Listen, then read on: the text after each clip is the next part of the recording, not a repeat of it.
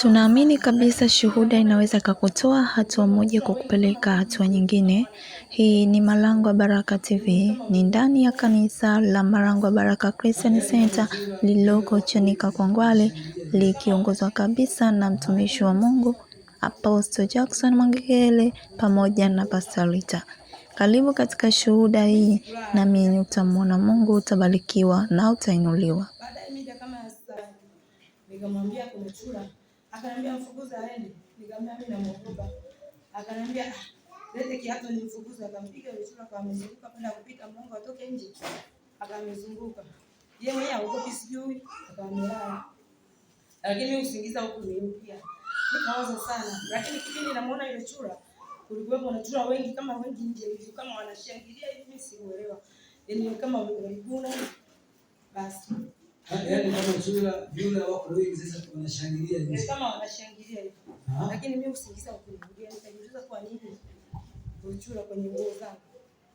Basi mimi sikulala, nikaendelea kukaa nikisema Mungu, mimi sijui kitu gani kinaendelea.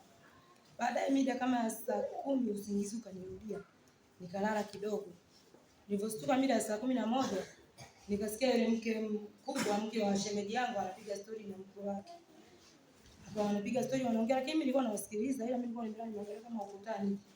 Wakawa wanaongea. Baadaye mtoto wangu Denisa ambaye nilikuwa nimesafiri naye amelala chini ya miguu yangu huko, akawa amestuka kwenye usingizi. Analia, anatambaa, na mtoto huyu yani mtundu, lakini hana ile tabia ya kudeka, yani ukiona mpaka yani kalia au kaumia ndio kweli unamwili ni makali. Akaja anatambaa, anasogea pale nilipokuwa nimelala. Naomba mashemasi mfanye kazi. Pale nilipokuwa nimelala. Akaja analia tumbo, mama tumbo mimi nakufa. Nikamwambia ufi, kwani tatizo nini? Akasema tumbo linaniuma sana. Nikamwekea mkono nikaanza kumwombea. Lakini wale watu wa kule hawana imani na Mungu wala yani wanachukulia ni kawaida kila kitu, wanaamini mambo mengine. Mimi nikamwekea mkono nikaanza kumwombea, nikaomba kweli kwa imani. Yule mtoto akaanza kutapika vitu kama makohozi hivi marefu yameshikana na mate. Akaanza kuyatoa. Akasema mama, unavyozidi kuniombea unazidi kuumia. Nikasema hapana, lazima nikuombe hivyo hivyo hata kama unaumia. Nikazidi kumwombea. Nikaomba bala akatapika vile vitu, akakaa vile kapoa kidogo. Mimi nikatoka nje. Nilipotoka nje naye akatoka nje. Akakaa kidogo pia akaanza kupiga kelele tena kwa nguvu. Akanambia mama, kimbia naumia tena. Nikakimbia tena nikaanza kuomba. Nikaomba tena akaanza kutapika bado vile vitu vinatoka. Ni kama ni mate marefu ambayo yani muda mwingine anasema kwa hapa yanamkaba. Anasema anamkaba yale mate alikuwa anakaba kwa hapa na tumboni. Mimi nikazidi kumwombea, sikukata tamaa. Ninapozidi kumwombea ndo anapoa kidogo. Ila nikinyanyuka nikipiga kama hatua 3, anasema mama, kimbia rudi niombee. Nasikia maumivu makali, usiponiombea mimi nitakufa. Nikamwambia ufi, nikamwambia iko kama mara ya 3. Lakini nikajiuliza kwa nini? Mbona huyu hapoi? Nikasema kama hiki ndio nimpigie mchungaji. Lakini kule umeme ndio ulikuwa na shida, tulikuwa tunachajia sola. Simu yangu ilikuwa na chaji. Hapa akapoa kidogo, wale wakaniambia nenda katupikie chapati. Nikasema lakini yule mtoto kama vile sio nzuri sana. Wakaniambia nenda katupikie tu atakuwa sawa. Napopiga hatua mimi kama 2 3, ndio anapopiga kelele ananiambia mama, kimbia uniombee. Mimi unavyoniombea mama, mimi nitakufa. Nikamwambia hapana ufi. Nikazidi kumwombea pale. Baada ya kumwombea nikapiga vile vitu. Watu wakaamka wengi, sijui msibali kuna watu wengi. Mimi nikazunguka kama nje ya nyumba hiyo. Nikamwambia kwa uwezo wa Mungu, nikamwambia Mungu, maana pale nakaribia kama vile kukata tamaa. Nikamwambia Mungu, afu vile anapotapika anakuwa kama analegea. Jana analegea afu anakakamaa.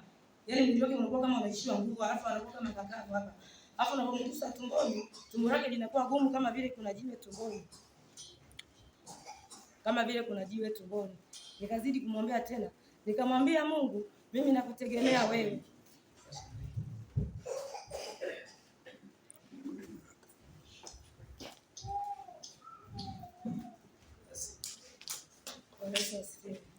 Nikamwambia Mungu, mimi nakutegemea wewe. Usiponisaidia mimi sitokuelewa kabisa. Kwa sababu mimi nimekutegemea wewe peke yako. Hapa kwenye anga hili sina Mungu mwingine. Wala sina mtu mwingine naye mjua yoyote. Ukiniacha niaibike mimi sitokuelewa kabisa. Lakini kwa uwezo wa Mungu tunamuelewa, hatuwezi kumuelewa. Lakini Mungu alinisaidia kutoka mikoa kidogo. Baba yake akawa amezunguka naye, kuna nyumba zile 3 ambazo zimeangaliana. Akaenda kumlaza kule, kuna nyumba ya majani ambayo ipo kule nyuma. Akaenda kumlaza kule afa akatoka akamwambia kalala tu. Nikamwambia kalala, lakini mimi moyoni nikawa na wasiwasi. Shemeji akaniambia au mchemshie chai umpe au ni chakula labda kimembadili tumbo. Nikamwambia kama ni chakula, mbona chakula amekula lakini mbona atapiki chakula?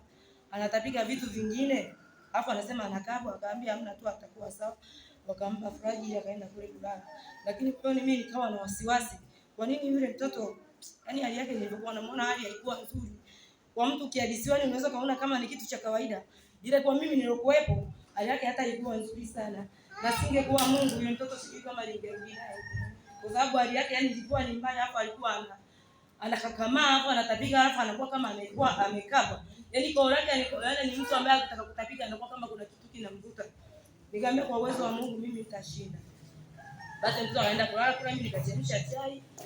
Lakini roho yangu haikutulia, nikaenda kule kumwangalia mtoto atakuwa anaendeleaje.